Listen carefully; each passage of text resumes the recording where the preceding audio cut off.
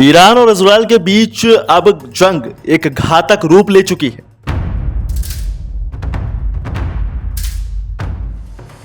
इस वक्त ईरान एक गहरे संकट से गुजर रहा है।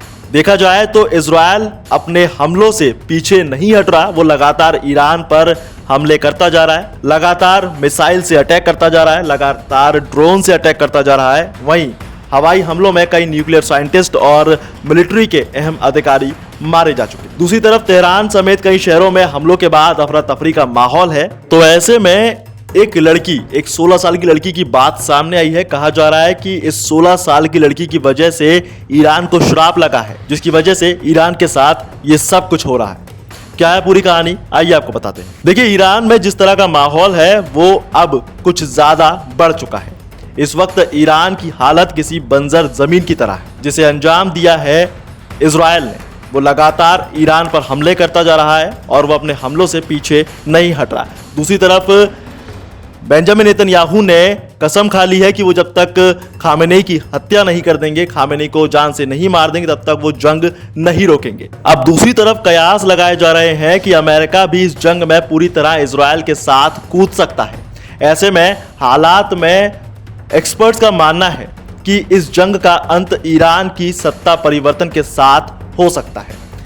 अब जंग के हालात में सोशल मीडिया पर एक पुरानी कहानी फिर से चर्चा में आ गई है, जिसमें जिक्र हो रहा है एक 16 साल की लड़की का। 16 साल की आतिफा सालेह है।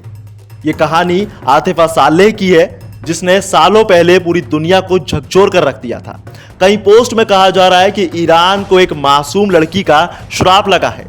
अब आखिर इस दावे के पीछे की हकीकत क्या है? देखिए, एबीसी न्यूज की एक रिपोर्ट कहती है कि 15 अगस्त 2004 को ईरान के नेका शहर में सुबह एक लड़की को सरेआम भीड़ के सामने घसीटा गया। एक मोबाइल क्रेन को अस्थायी फांसी के साथ फंदे में तब्दील कर दिया गया और 16 साल की आतिफा सालेह को चरित्रहीनता यानी कैरेक्टरलेस होने के तौर पर आरोप में फांसी पर लटका दिया गया। वहीं अब इस पूरे मामले को लेकर ईरान की नैतिक पुलिस का कहना था कि आतिफा का एक पुरुष के साथ यानी एक शख्स के साथ यौन संबंध था।